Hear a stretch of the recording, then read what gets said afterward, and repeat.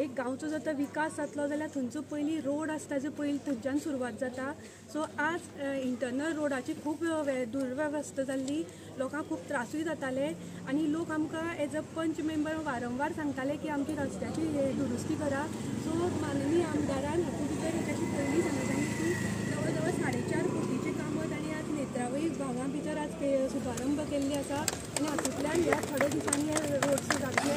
तशेंच स्पेशली आमच्या कसबवाड्या वयले रोड जो कसबवाडा टू सुदेश नायक हांचे घरा कडलो जो पारंपारीक रोड इतले वर्सांचो, जेन्ना आमी सुभाष सर जेन्ना वॉटर पायपलायनाचें इनॉग्रेशना आयिल्लें तेन्ना तांकां आमी मुजरत थंय व्हरून दाखयल्ले.